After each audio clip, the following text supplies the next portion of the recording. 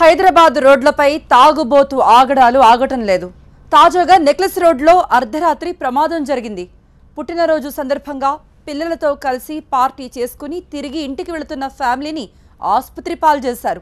తప్ప తాగి కారు నడుపుతున్న నలుగురు యువకులు భానుకిరణ్ కారును ఢీకొట్టారు.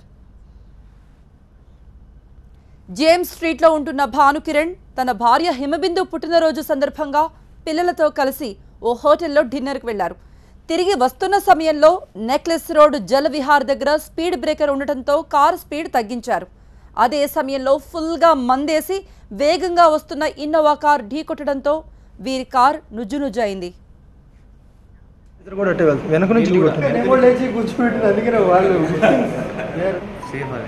కొంచెం దెబ్బలు తగిలినాయి ఎవరికన్నా.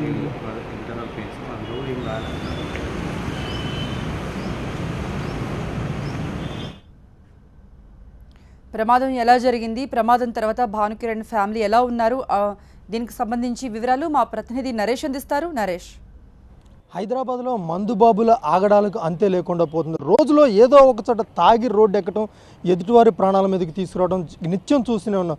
రమ్య ఘటన జరిగిన తర్వాత నుంచి ఇవాళ వరకు రోజుకు కనీసం ఒక్క కేసు అన్న డ్రంక్ చేసి రోడ్డు ఎక్కి ఎదుటివారి ప్రాణాలు తీయటం కావచ్చు, గాయపరచడం కావచ్చు, ఇలాంటి ఘటనలు జరుగుతున్నాయి. తాజాగా నిన్న కూడా చూసుకున్నట్లయితే నెక్లెస్ రోడ్లో ఈ ఇన్నోవా చేసిన బేబత్సు అంతా ఇంత కాదు. ఫుల్గా తాగినటువంటి నలుగురు యువకులు టువర్డ్స్ బేగంపేట నుంచి నెక్లెస్ రోడ్ వైపు వెళ్తున్న సమయంలో అదే సమయంలో అక్కడ ఒక యూటర్న్ మారుతి బ్రెజర్ కార్ ఏదైతే ఉందో TS10E J6696 కారు అక్కడ యూటర్న్ చేసుకున్న సమయంలో కాస్త స్లో అవడంతోనే వీళ్ళు మధ్య మత్తులో ఉంటే యువకులు ఎవరైతే ఉన్నారో నలుగురు కూడా షేక్ సమీర్ డ్రైవింగ్ చేస్తున్నాడు. ఆ సమయంలో ఇతను కంట్రోల్ చేసుకోక ఏకంగా వెనక నుంచి వెళ్ళి ఆ కారును ఢీకొన్నాడు. ఇక్కడ ఢీకొన్న వెంటనే ఆ మారుతి బ్రెజర్ కార్ ఏదైతే ఉందో ఎదురుగా ఉన్నట్టు ఒక కరెంటు పోల్ను ఢీకొని ఆగింది. ఈ ఇన్నోవా కార్ అయితే ఏకంగా డివైడర్ మీదకి ఎక్కిపోయింది. అసలు పూర్తిగా అసలు డివైడర్ మీదకి ఎక్కి అసలు రోడ్డు అంతా కూడా నానా బేభత్సంగా సృష్టించిందని చెప్పుకోవాలి. అయితే ప్రమాదం జరిగిన సమయంలో ఈ కారులో నలుగురు యువకులు ఉన్నారు. షేక్ సమీర్ ప్రధానంగా డ్రైవింగ్ చేస్తున్నాడని చెప్పేసి కూడా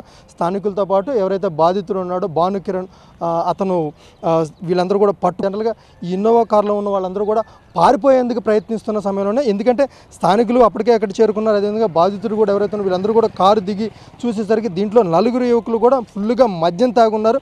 మరోవైపు పోలీసులు సంఘటనా స్థలానికి చేరుకొని స్థానికులందరూ కూడా డోర్ ఓపెన్ చేస్తే కానీ ఒక్కసారిగా బీర్ బాటిల్ ఇవన్నీ కూడా లోపల నుంచి బయటపడిపోయి స్థానికులు అదేవిధంగా బాధితుడు ఎవరైతే కారు ఢీకొన్న వెంటనే ఈ ఇన్నోవా కారు దగ్గరకు వచ్చేసరికి లోపల మద్యం తాగిన యువకులతో పాటు బీర్ బాటిల్ కూడా లోపలే ఉన్నాయి. అంటే వీళ్ళందరూ కూడా తాగుతూనే డ్రైవింగ్ చేస్తున్నారని చెప్పేసి దానికి ఇది ఒక ప్రత్యక్ష నిదర్శనంగా చెప్పుకోవచ్చు.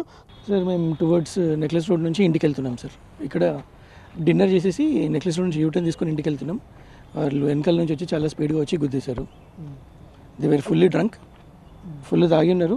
అసలు ఎంత స్పీడ్లో ఉంటారంటే మోర్ దాన్ 120 to 150 మధ్యలో ఉండొచ్చు అప్రాక్సిమేట్ స్పీడ్. అది హార్డ్లీ 20 years ఉండొచ్చు వాడు. This too much ridiculous sir. ఎందుకంటే హైదరాబాద్లో ఎవ్రీడే ఏదో ఒక యాక్సిడెంట్ ఎక్కడో చోటు జరుగుతూనే ఉంది. That's most probably only because of drunk and drive. రీసెంట్గా పంజాగుట్టలో రమ్య తాగిన వాళ్ళ వల్ల వేరే వాళ్ళ ఫ్యామిలీస్కి చాలా ఇబ్బంది జరుగుతుంది. అదృష్టవశాత్తు నిన్న మా పిల్లలకి ఏం జరగలేదు. We're really grateful to God. Car ఆ సమయంలో వాళ్ళు ఎంతమంది ఉన్నారు సార్? ఆ ప్రమాదం జరిగినప్పుడు వాళ్ళు డ్రంక్ చేస్తున్నారు అంతా కూడా? ఫుల్గా ఇద్దరైతే ఫుల్గా డ్రంక్ ఉండే, ఇంకా ఇద్దరిది ఏమో తెలియదు. అది కారులోనే ఉన్నాయా బీర్ బాటిల్ అవన్నీ? కారులోనే ఉండే. యాక్సిడెంట్ కాగానే బాటిల్ తీసి బయట చేసిండ్రు. They are fully drunk. సరిగ్గా 12:30 ఆ సమయంలో అక్కడ యూటర్న్ తీసుకుంటున్న సమయంలో జలవిహార్ దగ్గర యూటర్న్ తీసుకుంటున్న సమయంలో స్పీడ్ బ్రేకర్ దగ్గర కొంచెం స్లో చేశాడు ఎవరైతే భానుకిరణ్ ఉన్నాడు ఈ కారు.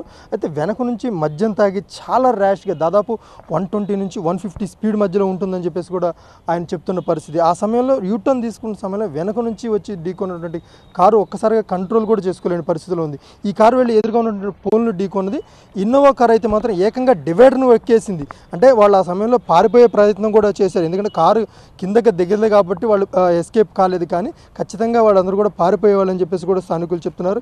మరోవైపు తమ పిల్లలకి ఏదైనా అయితే ఏంటి బాధ్యత, ఇలాంటి తాగుబోతుల వల్ల మేమెందుకు రోడ్డును పడాల్సిన పరిస్థితి వస్తుందని చెప్పేసి కూడా భానుకిరణ్ చెప్తున్న పరిస్థితి.